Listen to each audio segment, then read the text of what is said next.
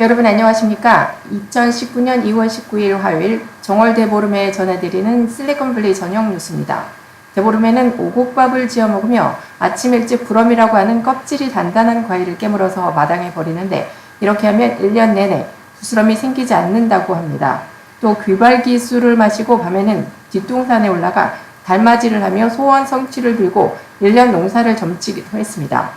즉 달빛이 희면 많은 비가 내리고 붉으면 가뭄이 들며 달빛이 지나면 풍년이 오고 흐리면 흉년이 된다고 하였습니다.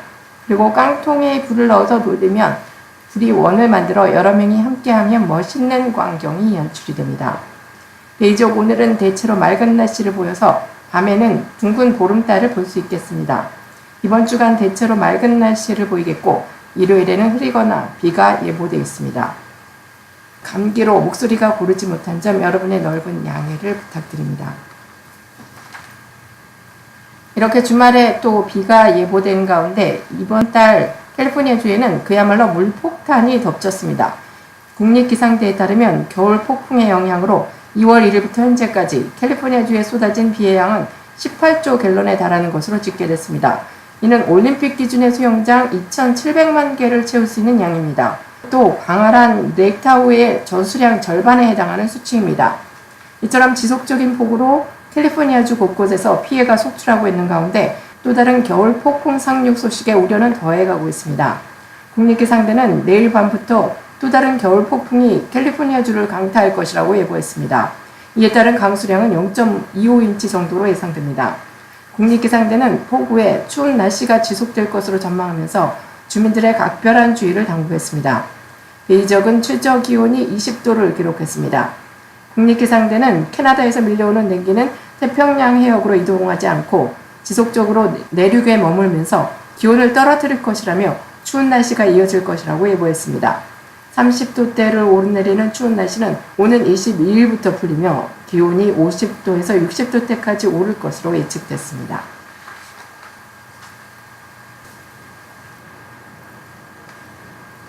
캘리포니아주가 교통체증 완화와 온실가스 배출 감소를 위해 속도 제한 없는 프리웨이 도입을 추진합니다. 존 무어라크 캘리포니아주 상원 의원은 최근 5번 프리웨이와 99번 하이웨이 양방향 구간 내 2개 차선의 속도 제한을 없앤다는 내용을 골자로 하는 법안인 SB 319를 상정했습니다. 속도가 무제한으로 변경되는 구간은 지정된 2개 차선에 한해 세크라멘토부터 스타튼까지입니다. 존 무어라크 상원 의원은 교통체증이 악화되면 온실가스 배출이 증가하는 상관관계를 강조하며 속도 제한 없는 프리웨이 도입의 중요성을 설명했습니다. 또 속도 제한이 풀리게 되면 교통사고가 증가할 것이라는 우려에 대해 독일의 속도 무제한 프리웨이 아우토반을 예로 들었습니다. 무어라크 상원 의원은 아우토반에서 발생하는 교통사고율이 캘리포니아 주 내 도로에서 발생하는 교통사고율보다 낮다고 지적하며 문제될 것이 없다고 강조했습니다. 재미 대한 샌프란시스코 체육회가 16일 한인사회 단체장들과 체육인의 밤 행사를 갖고 시애틀 체전 기금 모금에 나섰습니다. 플레전트 힐 시니어 센터에서 개최된 이날 행사에서 서청진 회장은 이번 시애틀 체전은 한인사회의 미래를 이끌어갈 차세대 청소년들의 체육잔치이고 이민세대와 차세대가 교류하는 장이라면서 단장, 임원진들과 함께 최선을 다해 종합 우승을 목표로 체육인과 동포들의 후원에 보답하겠다고 다짐했습니다. 오는 6월 21일부터 열리게 될 제20회 시애틀 미주체전에는 베이 지역에서는 150여 명의 선수들이 출전해 수영, 육상, 골프, 사격, 태권도, 씨름, 배드민턴, 그리고 농구, 야구, 볼링, 양궁 등의 종목에서 겨루게 되는데 서청진 회장은 특히 기대되는 종목으로 육상, 수영, 태권도를 꼽았습니다. 박준용 총영사는 미주제전을 통해 베이 지역 동포들이 단합하고 미주 전체 한인들이 화합할 수 있는 장이 되기를 바란다고 말했으며 이어 베이 지역 한인회장단 등 행사에 참석한 내빈들의 축사가 이어졌습니다. 버클리 주민들이 UC 버클리의 비치 발리볼 구장 건설에 반대하며 UC를 상대로 소송을 제기했습니다. 13일 샌프란시스코 크로니클 보도에 따르면 버클리 주민 수백 명은 비치 발리볼 4개 코트와 라커룸이 들어서면 주변 지역이 소음으로 시끄럽고 조명 등이 너무 밝아 생활에 불편을 끼친다면서 대학이 클라커 캠퍼스 개발 제언을 위반하는 것이라고 주장했습니다. 그러나 대학 측은 클라커 캠퍼스에는 이미 발리볼 코트가 있으며 새 코트는 캠퍼스 내 중간 위치에 건립될 계획이라면서 주민생활권에서 멀리 떨어진 곳이라 주정부에 제출해야 하는 환경평가 보고서도 면제받았다고 이의를 제기했습니다. 그러나 주민들은 UC 버클리가 청각장애 학생들을 위한 학교였던 클라커 캠퍼스를 인수한 뒤 1979년 당시 환경 영향 보고서 내용 중 락 콘서트 공연 금지 등 소음 없는 활동을 하겠다는 사항을 위반한 것이라고 맞서면서 비치 발리볼 구장 건설 프로젝트를 중단할 것을 요구하고 있습니다.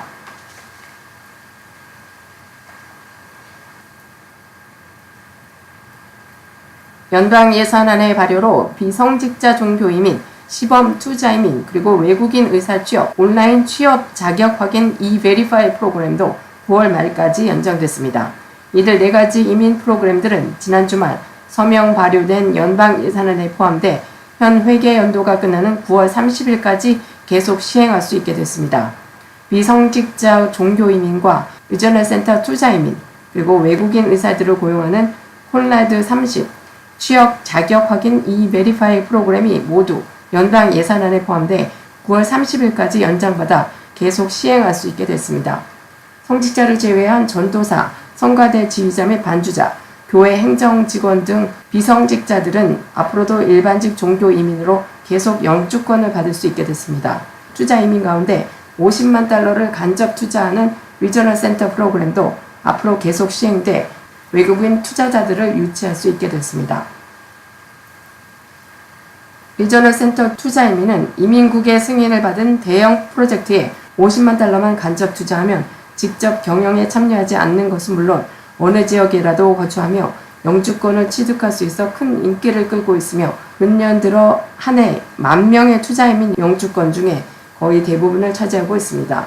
이와 함께 영주권은 아니지만 의료 인력난을 해결하기 위해 각 주별로 30명씩 외국인 의사들을 고용할 수 있는 콜라드 30 프로그램도 9월 말까지 계속 시행됩니다. 외국인 의사들은 의사 인력난을 겪거나 심지어 의사 없는 무이촌 지역을 중심으로 전국 각 주별로 한 해에 30명씩 재요원 비자로 취업하고 있으며 일반 교환 연수 비자와는 달리 본국으로 귀국해 2년 거주해야 할 의무도 면제받고 있습니다. 미국 내 불법 고용을 차단하기 위해 온라인으로 취업 자격을 확인하는 E-Verify도 역시 연장돼 고용주들이 계속 이 프로그램에 가입하고 종업원의 합법 취업 자격을 조회할 수 있게 됐습니다. E-Verify 프로그램에는 1월 말 현재 고용주 82만여 명이 가입하고 있으며 지난 한 해 3,200만 건의 종업원 취업 자격을 온라인으로 확인하려고 요청한 것으로 나타났습니다. 샤넬의 책임 디자이너를 지낸 패션계의 명장 카를 라거펠트가 숨을 거뒀다고 파리 마치 등 프랑스 언론들이 오늘 보도했습니다. 향년 85세입니다. 1933년 독일 함부르크에서 태어나 14살 때 프랑스로 이주해 명 디자이너로 성장한 라거펠트는 샤넬, 클로에, 그리고 펜디 등의 브랜드와 자신의 이름을 딴 패션 브랜드인 카를 라거펠트의 디자인을 총괄하였습니다. 현대적인 감각에 지적이고 섹시한 여성스러움을 추구한 그의 디자인은 전 세계의 사랑을 받아왔습니다. 미국이 지난해에 이어 올해도 북한에 대한 재정 지원을 금지했습니다. 오늘 연방의회가 공개한 2019 회계년도 예산 지출 법안에 따르면 북한 관련 예산은 대북 방송과 탈북민 지원, 인권 증진 활동에만 사용하도록 했습니다. 구체적으로 대북 방송 예산은 방송 시간을 직전 회계연도보다 적지 않게 유지하는 데 사용해야 합니다. 탈북민 지원의 경우 탈북민뿐만 아니라 중국과 다른 아시아 지역의 탈북민 보호 활동에도 예산을 사용할 수 있습니다. 그러나 경제지원 명목으로는 예산을 사용할 수 없도록 했습니다. 예산 지출 법안은 또 북한의 사이버 공격 능력에 물질적으로 상당히 관여한 것으로 판단되는 해외 정부에 대한 원조를 금지했습니다. 오락용 마리아나가 합법화되면 암시장이 사라지거나 적어도 축소될 것으로 기대됐지만 캘리포니아주 내 마리아나 암시장은 여전히 성행하고 있으며 이는 마리아나 합법 판매를 가로막고 있습니다. 게빈 뉴섬 주지사는 당선되기 전 캘리포니아주에서 오락용 마리아나 합법화의 주요 역할을 했습니다. 이런 뉴섬 주지사는 그러나 임기를 시작한 후 오락용 마리화나 관련 시스템이 제대로 작동하지 않는 문제를 해결해야 하는 과제에 직면한 상태입니다. 캘리포니아 주정부의 마리화나 판매를 위한 허가증 발급에 상당한 시간이 소요되면서 마리화나 합법 판매 업소들의 오픈은 지연되고 있습니다. 뉴섬 주지사는 마리화나 시스템이 완전히 정착하기 위해서는 최소 5년이 걸릴 것으로 예상하면서 주민들에게 인내심을 가져줄 것을 당부했습니다. 하지만 진짜 문제는 이런 사이 불법 마리화나 거래가 오히려 커지고 있다는 점입니다. 캘리포니아주 마리화나 자문위원회는 새로 발표한 보고서를 통해 오락용 마리화나가 합법화된 첫 해 동안 조각나고 비협조적인 단속이 마리화나 암 시장이 커지도록 방치했다고 전했습니다. 그러면서 불법 마리화나 거래가 허가를 받고 운영하는 합법적인 마리화나 판매 비즈니스에 불공정한 경쟁을 하도록 했다고 꼬집었습니다. 이어 불법 마리화나 판매에 대한 단속을 강화하도록 당장 조치를 취해야 한다고 캘리포니아주 마리화나 자문위원회는 지적했습니다. 마리화나 판매와 트렌즈를 주사하는 회사인 뉴 프론티어 데이터는 캘리포니아주에서 판매되는 전체 마리화나 80%가 불법적으로 거래되는 것으로 추정됐습니다. 또 지난해 캘리포니아주 암시장에서 거래된 마리화나 가치는 총 37억 달러로 합법 시장의 4배 규모에 달합니다. 뉴섬 주지사는 이와 관련해 특히 북가주에서 마리화나 암 시장 문제가 전혀 개선되지 않고 오히려 커지고 있다는 점을 인정했습니다. 이에 따라 뉴섬 주지사는 국경에 배치된 150명의 캘리포니아주 방위군을 북가주에 불법 마리화나 단속 활동에 주력하는 태스크포스 팀으로 재배치하는 방안을 제안했습니다. 캘리포니아주의 초대형 폭풍이 강타해 이른바 물폭탄을 맞는 재난재해가 올 수 있다는 전망이 제기됐습니다. LA타임스는 5년간 극심한 가뭄을 겪은 캘리포니아주에서 이 같은 전망이 나왔다는 것이 터무니없는 소리처럼 들릴 수 있지만 캘리포니아주의 연구가와 엔지니어들은 아크스톰이라고 불리는 초대형 폭풍으로 재앙적 수준의 폭우가 쏟아질 수 있다고 경고했습니다. 아크스톰은 성경에 등장하는 노아의 방주, 노아스 아크와 폭풍, 스톰을 합친 합성어입니다. 과학자들은 아크스톰을 또 다른 비권으로 부르고 있는데 이는 샌 안드레스 지진대에서 비권이 발생하는 것에 무려 3배에 달하는 피해를 낼 수 있다는 관측입니다. 연방지질조사국에 따르면 이 메가톤급 폭풍은 기후변화에 따라 발생이 불가피하며 폭풍이 강타하면 수주 동안 폭우가 지속적으로 쏟아지게 됩니다. 이에 따라 도시 곳곳이 침수돼 주민 150만 명 이상이 대피하고 센트럴밸리와 모하비 사막에는 호수가 형성될 수 있습니다. 아크스톰으로 인한 재산, 경제적 피해는 7,250억 달러 이상에 달할 것으로 추산됐습니다. 미국 정부가 중국 화웨이에 대한 공세 수위를 높여가는 가운데 런정페이 화웨이 창업자 겸 최고 경영자는 미국이 우리를 무너뜨릴 방법은 없다며 자신감을 드러냈습니다. 런 CEO는 현지 시간 18일 영국 BBC 방송 인터뷰에서 우리는 앞서 나가고 있기 때문에 세계는 우리를 배제할 수 없을 것이라며 이같이 말했습니다. 그는 서쪽의 빛이 꺼져도 동쪽은 여전히 빛난다며 북쪽의 어둠이 와도 남쪽은 여전히 존재한다면서 미국은 전 세계를 대표하지 않는다. 미국은 오직 세계의 일부만 대표할 뿐이라고 강조했습니다. 미국 정부는 화웨이와 중국 공산당의 유착 관계를 의심하며 화웨이가 통신 장비에 인증 없이 전산망에 침투해 정보를 빼돌릴 장치인 백도어를 만들어 중국 정부의 스파이 노릇을 할 수 있다고 보고 있습니다.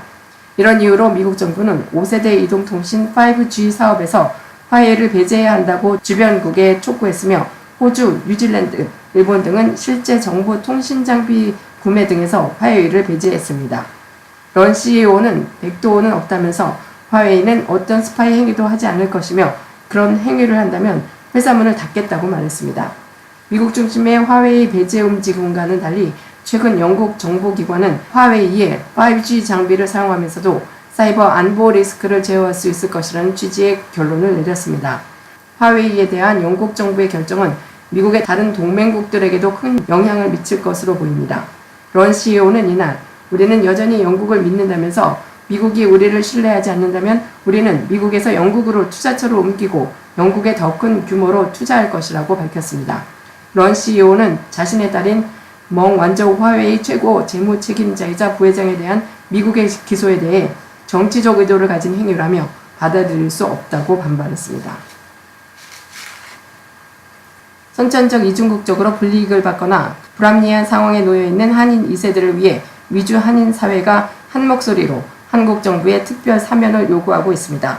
미 전국 주요 도시 한인회장 모임인 미주 현직 한인회장단이 지난 17일 한국 국회와 법무부에 선천적 이중국적자들에 대한 특별 사면을 요구하는 탄원서를 제출했습니다. 한인회장단은 이 탄원서에서 원정 출산을 막기 위해 지난 2005년 개정한 국적법으로 인해 많은 한인 2세들이 선의의 피해자가 되고 있다며 재외동포 자녀들은 미공직에 진출 시 불이익을 당하는 피해를 입고 있다고 주장했습니다. 또 한인회장단은 대한민국 임시정부 수립과 3.1절 100주년을 맞아 실시되는 대규모 특별사면에서 선천적 복수국적으로 인한 선의의 피해자들을 포함시켜 줄 것을 호소했습니다. 이들에게 일정의 유예기간을 부여해 국적 이탈을 할 수 있는 선택의 기회를 제공하게 해달라는 것입니다. 또 해외 우수 인재들이 자신의 조국, 거주 국가를 위해 꿈의 날개를 마음껏 펼칠 수 있도록 기회를 주실 것을 정중히 요청한다고 덧붙였습니다. 한인회장단은 지난 2015년부터 한국 주요 정치인 및 관료들과 면담을 갖고 한국 국적법으로 인해 불이익을 당하고 있는 선천적 복수국적 재외 한인 자녀들의 피해 방지와 법령 개선을 촉구했습니다. 불합리한 국적법 개정과 특별 사면을 요구하는 한인사회의 요청이 잇따르자 한국 정치권에서는 선천적 복수국적 한인 자녀들의 연방 공직 진출 장애 등 한국 국적법으로 인한 피해를 막기 위해 개별적 심사를 통한 구제안을 회기안에 처리할 것으로 기대되고 있습니다. 텍사스주의 멕시코 접경 국경지대 구금시설에서 40대 이민자 한 명이 원인을 알 수 없는 이유로 사망했다고 USA 투데이가 오늘 보도했습니다. 이 신문은 지난해 12월 국경 보호시설에 있던 과테말라 출신 7세와 8세 남녀 어린이가 숨진 데 이어 국경에서의 이민자 사망이 두 달여 사이에 세 번째라고 전했습니다. 숨진 45세 남성은 지난 2일 텍사스주 국경지대에서 체포돼 세관 국경보호국이 운영하는 구금시설에 수용돼 있었으며 가슴 통증 등을 호소해 병원으로 옮겨졌습니다. 이 남성은 리오그란데 시티 국경 초소 인근 병원에서 1차로 진료를 받은 뒤 다음날 다시 통증을 호소해 큰 병원으로 이송됐으나 숨졌습니다. 앞서 지난해 12월 초 아버지와 함께 미국에 불법 입국하려다 구금된 과테말라 7세 소녀가 탈수와 고열 증상을 보이다가 헬기로 병원에 공수됐으나 숨졌고 작년 성탄절 무렵 같은 과테말라 출신 8세 소년이 구금시설에서 고열과 구토 증세를 보여 병원으로 옮겼으나 몇 시간 만에 숨졌습니다. 세관 국경보호국은 국경에서 숨지는 이민자가 속출하자 긴급 의료 지원을 가능하게 하는 새 가이드라인을 만들어 시행하고 있다고 말했습니다. 거스텐 닐슨 국토안보부 장관도 구금된 어린이들에 대해 수시로 의료검진을 시행하도록 지시했습니다. 세관 국경보호국은 그러나 지난 4개월간 한 달 평균 24,000여 명의 가족 단위 이민자가 국경으로 유입됐으며 이들 중 상당수가 보호시설에서 단기간 구금되는 상황에서 적정한 수준의 의료 지원을 제공하는 데 한계를 안고 있다고 주장했습니다.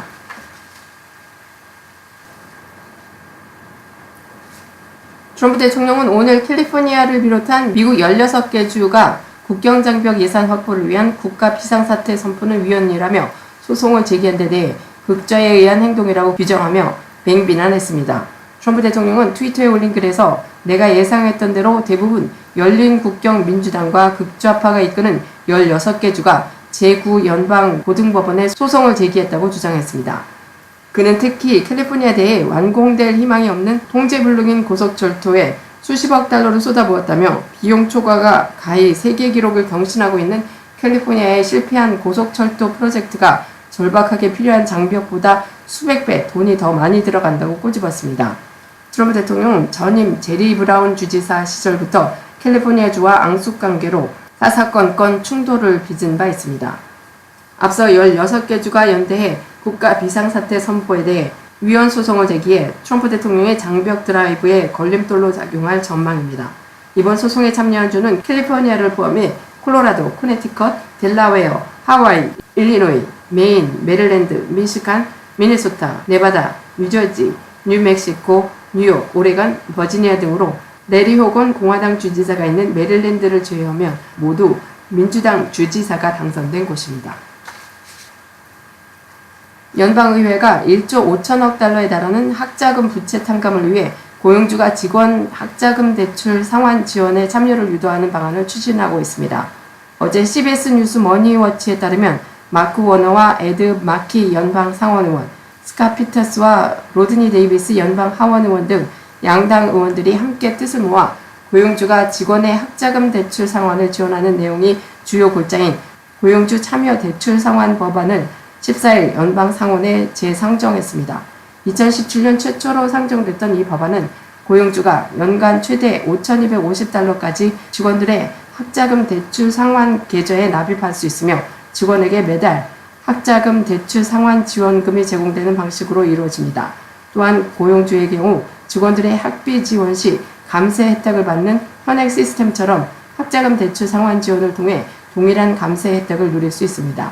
머니워치에 따르면 현재 미국 기업의 4%만이 직원들의 학자금 대출 상환을 지원하고 있는데 만약 해당 법안이 시행될 경우 더 많은 기업을 학자금 대출 상환 지원 프로그램에 참여시킬 수 있는 유인책이 될 수 있을 것으로 전망했습니다. 학자금 대출 정보기관인 Saving for College의 마크 칸트 로이츠 수석 부회장은 약 40년 전 실시된 401k 제도가 성공적으로 정착됐듯이 학자금 부채 탕감을 위한 대출 상환 지원 프로그램 또한 연착륙할 것이라고 생각한다고 말했습니다. 현대자동차가 미국에서 제기된 파노라마 선루프 파손 관련 집단 소송에서 3년여 만에 보상안에 잠정 합의했습니다. 17일 자동차 업계와 외신에 따르면 현대차는 2015년 12월 파노라마 선루프를 장착한 일부 차종을 구매한 고객들이 가주 센트럴 지역 연방지법에 낸 집단 소송에서 최근 잠정 합의안을 도출했습니다. 집단 소송에 참여한 원고들은 2010년에서 2016년식 소나타, 투싼, 산타페 등 일부 차종에 장착된 파노라마 선루프가 특별한 이유 없이 갑자기 파열하는 현상이 나타났다고 주장했습니다.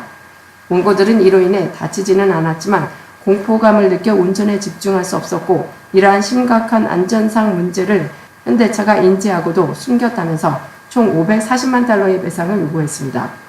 원고들은 또 선루프 파손이 돌에 맞아 생기는 현상이라고 주장하면서 선루프 파손이 보증 범위에 포함되지 않는 바람에 $1,000 이상의 비용을 지불하는 등 피해를 봤다고 주장했습니다. 그러나 현대차는 파노라마 선루프 자체에 결함은 없다면서 이런 문제를 겪은 고객이 매우 소수이며 이에 따른 심각한 부상이나 사고가 보고된 적이 없다고 밝혔습니다. 다만 현대차는 해당 차종에 대해 선루프의 보증기간을 10년 또는 12만 마일로 2배 연장하고 선루프가 돌이나 낙하물 때문에 파손돼도 보증해주기로 원고 측과 합의했습니다.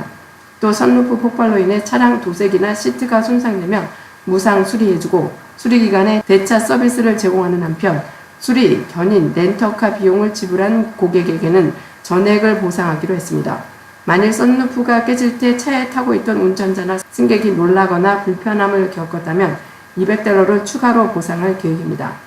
이 밖에도 선루프 파손 때문에 현대차 차량을 팔고 다른 회사 차량을 구매하는 고객은 최대 $600의 보상금을 청구할 수 있으며 파노라마 선루프가 없는 다른 현대차 차량을 구매하는 고객은 $1,000를 지원받을 수 있다는 내용도 합의안에 담겼습니다.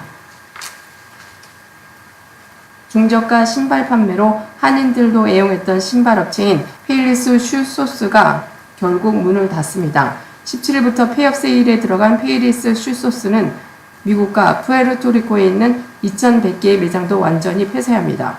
17일 USA 투데이와 CBS 뉴스 머니워치 등 주요 언론들에 따르면 지난 2017년 4월에 파산 보호 신청한 페일리스 슈소스는 현재 운영 중인 푸에르토리코를 포함해 미국 내 모든 점포의 폐쇄 절차를 밟기로 했으며 이날부터 전자상거래 운영을 중단합니다. 다만 페일리스 슈소스는 재고 처분을 위해 폐업 세일에 들어간 오프라인 매장은 적어도 3월까지는 영업을 지속하며 이후에도 5월까지는 대부분의 매장의 영업 활동은 계속할 것이라고 밝혔습니다. 이로써 페일리스 슈소스는 지난해 폐점한 아동복 전문체인 본톤과 장난감 전문 매장인 토이저러스의 전철을 밟아 역사 속으로 사라지게 됐습니다. 페일리스 슈소스는 지난 2017년 파산 보호 신청 챕터 11을 하면서 당시 673개의 매장을 문을 닫았습니다. 또한 30여 개국에서 4,400개 이상의 점포를 보유했던 페일리스 슈소스는 파산 신청 4개월 후에 약 3,500개의 매장으로 구조조정했으며 4억 3,500만 달러 이상의 부채를 청산했습니다. 페일리스 슈소스가 몰락한 것은 온라인 판매가 급증하고 전문 할인 매장의 등장으로 경쟁력이 약화된 데다 부채로 인한 투자 감소까지 겹치면서 판매가 급감한 것이 결정타가 됐습니다. 페일리스 슈소스는 1956년 설립된 이래 중저가 신발 전문 체인으로 한인을 비롯한 미국인들의 사랑을 받아왔습니다. 오클랜드 캐톨릭 대교구는 지난 60여 년간 미성년자들을 성추행한 혐의가 확실시되는 45명의 성직자 명단을 발표했습니다. 이들 명단에는 오클랜드 대교구 소속 신부 20명과 10여 개의 수도회 및 종교단체 성직자, 구제 및 수도승 22명, 오클랜드 대교구 소속은 아니지만 오클랜드 대교구 지역에서 일하거나 살았던 신부 3명이 포함되어 있습니다. 바버주교는 명단을 보고 놀라움과 심한 수치심을 느꼈으며 속죄의 심정으로 명단을 공개한다고 말했습니다. 명단에 포함된 대교구 소속 신부 20명 중 14명은 이미 사망했으며 나머지 6명도 대교구에서 신부로 재직하고 있지는 않은 것으로 알려졌으며 대교구 측은 1998년 이후 사제에 의한 미성년자 성추행 보고는 한 건도 없었다고 밝혔습니다. 오클랜드 대교구는 알라메다와 콘트라코스타 카운티를 아우르는 교구로 84개의 성당에 50만 명의 신도를 갖고 있습니다. 대교구는 미성년자와 관계되는 일을 하는 120명의 사제들은 현재 형사범죄기록 조회 절차를 거치도록 되어 있으며 성추행 징조를 발견하는 방법과 어떻게 하면 미성년자들에게 안전한 환경을 제공하는지에 대한 교육을 3년마다 받고 있습니다. 이번에 발표된 명단에 포함된 사람들의 범죄는 오클랜드 대교구가 설립된 1962년 1월 13일까지 내려갑니다. 이번 명단은 또한 18일 발행된 대교구 신문인 캐톨릭 목소리에도 게재됐습니다. 대교구 사제나 부제, 직원에 대한 성추행이나 성범죄의 희생자들은 510-267-8334로 하시면 됩니다. 마크 쇼트 전 미국 백악관 의회 담당 수석 보좌관이 마이크 펜스 부통령 비서실장으로 복귀합니다. 세라 샌더스 백악관 대변인은 오늘 성명에서 이 같은 인선 내용을 밝혔다고 블룸버그 통신이 보도했습니다. 블룸버그 통신은 트럼프의 최고위 로비스트 출신 인사가 펜스의 비서실장으로 선택받았다고 전했습니다. 쇼트 전 수석 보좌관은 지난 대선 때 펜스 부통령 캠프에서 일하다가 트럼프 행정부 출범과 함께 백악관에 합류한 인사로 펜스 부통령과 인연이 깊습니다. 그는 트럼프 대통령의 핵심 공약 중 하나인 감세 법안 통과에 있어 주축 역할을 하는가 하면 오바마 케어 폐기와 이민개혁 등 가장 논란이 되는 정책을 추진한 당사자로 백악관과 의회 사이에 교량 역할을 했습니다. 지난해 8월 1일자로 버지니아 대학 산하 밀러 행정학 연구소로 자리로 옮긴 지 6개월여 만에 펜스의 사람으로 백악관에 다시 돌아오는 셈입니다. 샌더스 대변인은 쇼트 부통령 비서실장 내정자에 대해 펜스 부통령과 오랜 관계가 있는 만큼 그 자리에 적임일 것으로 모든 사람이 생각한다며 쇼트 내정자가 3월 중순부터 공식 업무를 시작하게 될 것으로 밝혔습니다. 쇼트 내정자는 존 켈리의 후임 대통령 비서실장으로 유력하게 거론되다가 막판에 낙마해 지난해 12월 백악관을 떠난 30대의 참모 닉 에이어스 전 부통령 비서실장의 공백을 채우게 됩니다. 카드업계와 유통업계 간 수수료 전쟁이 다시 불거질 전망입니다. 월스트리트 저널에 따르면 비자와 마스터카드는 4월부터 카드 결제 업소에 부과하는 수수료를 인상할 방침입니다. 비자와 마스터카드 측은 상품 및 서비스 가격의 최고 2.5%까지 수수료를 올릴 계획인 것으로 알려졌습니다. 만일 마스터카드의 데비카드로 물건을 구입했는데 고객이 반품할 경우에는 수수료는 더욱 높아질 것으로 예상됩니다. 전문가들은 결국 그 부담은 고객들이 떠안게 될 것이라고 지적했습니다. 일반적으로 카드 수수료가 오르게 될 경우 업소들은 수수료 인상분만큼 물건 가격을 올리기 때문입니다. 또 현금 사용 고객이라고 하더라도 이미 가격 책정이 높게 이루어졌기 때문에 오른 가격을 지불해야만 합니다. 한편 카드사와 유통업계 간 갈등은 지난 2005년 1200만 개의 소매점들이 비자와 마스터카드를 상대로 소송을 제기하면서 시작됐습니다. 미국 내 주요 항공사들이 항공권 내 성별 표시란에 남성과 여성 외 제3의 성을 추가합니다. 오늘 CNN은 국제항공운송연합이 승인한 새로운 국제 기준에 따라 오는 6월 1일부터 항공권 성별 표시란에 남성과 여성 외에 제3의 성을 기재할 수 있게 됐다고 보도했습니다. 새로운 규정에 따르면 항공권 성별 표시란에 성별을 명시하지 않고 숨기는 것도 가능해집니다.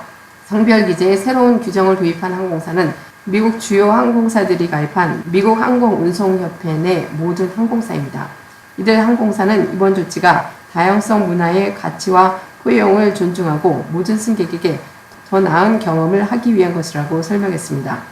한편 뉴욕시는 지난 올 1월부터 출생증명서에 제3의 성 기재를 허용하고 있습니다. 워싱턴 DC 역시 지난 2017년부터 운전면허증 내에 제3의 성을 지정할 수 있도록 하고 있습니다. 한국 소식입니다. 김혁철 북한 국무위원회 대미 특별대표와 최강일 외무성 북아메리카 국장 직무대행, 그리고 김성애 통일전선부 통일책략실장이 베트남에서 열리는 미북 2차 정상회담의 의제 협의를 위해 오늘 평양에서 출발해 경유지인 베이징에 도착했습니다. 김혁철 특별대표와 최강일 직무대행, 김성애 실장 일행은 현지 시간 오늘 오전 10시쯤 평양발 고려항공편으로 베이징 서우두공항 제2터널에 도착한 뒤 귀빈실을 통해 주중 북한 대사관이 마련한 차편으로 빠져나갔습니다. 김 특별대표 일행은 미국과 협상 일정이 촉박해 조만간 하노이로 갈 것으로 보입니다. 김정은 북한 국무위원장의 비서실장 격으로 의전 책임자인 김창선 국무위원회 부장 또한 지난 16일 하노이에 도착해 미북 정상회담의 성공적 개최를 위한 의제 의전의 투트랙 협상이 벌어질 전망입니다. 피부 착색 등 해나 염색 부작용 우려가 커지면서 관련 소비자 상담도 급증한 것으로 나타났습니다. 한국소비자원은 지난달 1372 소비자 상담센터에서 접수된 염색체 관련 상담이 한 달 전보다 4.7배 증가했다고 밝혔습니다. 주로 부작용이 발생한 해나 제품에 대한 문의와 판매 업체의 배상 거부에 따른 해결 방법 상담이었습니다. 이 밖에도 새해가 되면서 취미나 운동 등 사설 강습 서비스를 이용하는 사람이 늘면서 계약 해지와 관련한 상담도 늘었다고 소비자원은 설명했습니다. 김정은 북한 국무위원장의 이복형인 김정남을 살해한 혐의로 기소된 베트남 여성의 아버지가 김 위원장이 딸을 구해주기를 바란다는 심경을 밝혔다고 일본 언론이 보도했습니다. 김정남을 살해한 혐의로 기소된 베트남 국적의 도안티 흐엉의 아버지는 언론과의 전화통화에서 김 위원장이 어떻게든 내 딸을 구해주기를 바란다는 생각을 갖고 있다고 밝혔습니다. 흐엉은 지난 2017년 2월 말레이시아 쿠알라룸푸르 국제공항에서 김정남을 살해한 혐의로 체포됐습니다. 건강 소식입니다. 가톨릭대 의정부 성모병원 안지용 정형외과 교수는 16일 40대 이전에는 퇴근 후 일과 중 운동이 아래 순위였다면 40대 이후부터는 운동을 우선해야 건강을 유지할 수 있다고 조언했습니다. 안 교수는 이를 위한 연령대별 운동 요령을 소개했습니다. 10대에서 20대 운동은 즐거움이나 놀이입니다. 이성에게 매력적으로 보이려는 다이어트나 근력 운동을 무리하게 하려 합니다. 그러나 이보다는 적절한 식이요법과 부상 없이 즐기는 운동을 추천합니다. 30대는 운동 후 피로감이 높고 회복력이 떨어지는 시기입니다. 유산소 운동과 근력 운동을 병행하기를 권장했습니다. 무엇보다 바쁜 시기이기 때문에 일상생활에서 운동하려는 노력을 지속하는 것이 중요하다고 밝혔습니다. 그리고 40, 50대는 피부 탄력도 떨어지고 예전 강도로 운동하기 힘든 시기입니다. 이때부터 당뇨나 고혈압 등이 생기고 뒤늦게나마 운동으로 성인병을 치료 예방하려고 노력하는 시기로 이 시기에는 동호회 등에서 여러 명과 함께 운동해 자신을 격려하는 것이 필요하며 강도를 낮추고 지속할 수 있는 운동을 선택해야 한다고 조언했습니다. 60대 이후에는 노화를 인정하고 꾸준히 할 수 있는 운동을 찾아야 하는데 새로 배우는 운동은 부상 가능성이 높기 때문이라고 설명했습니다. 30분간 걸으면 괜찮았는데 40분은 장탄지가 붓거나 무릎이 아프다면 30분 정도가 현재 자신의 근골격계가 허락하는 운동 강도와 범위이기 때문에 그것을 기준으로 잡아야 합니다. 안 교수는 40대부터 10년마다 근육량이 8%가량 감소하고 기본적인 운동 능력과 회복 능력이 떨어진다며 무엇보다 연령에 맞게 꾸준히 운동해야 한다고 당부했습니다. 폐경 후 여성이 무설탕 청량 음료나 인공 감미료, 첨가, 과일 주스 등을 많이 마시면 뇌졸중 위험이 높아진다는 연구 결과가 나왔습니다. 어제 온라인 CBS 뉴스에 따르면 알버트 아인슈타인대의 야스민 모사바르 라흐마니 교수팀이 주도한 이 연구는 폐경 후 미국 여성 8만 2천여 명을 추적 분석한 것입니다. 1993년부터 1998년까지 국립보건원의 여성건강 이니셔티브 프로그램에 등록한 지원자들로서 당시 연령은 만 50세에서 79세까지 분포했습니다. 연구팀은 평균 12년간 이들의 전반적인 건강 상태를 관찰하면서 3년 주기로 최근 3개월간의 다이어트 음료 이용 횟수를 조사했습니다. 그 결과 하루 2개 이상의 다이어트 소다를 마신 여성은 거의 마시지 않는 여성보다 뇌졸중 발병 위험이 23% 높았습니다. 이런 여성은 또한 심장질환을 일으킬 위험이 29%, 어떤 원인으로든 일찍 죽을 개연성이 16% 높아졌습니다.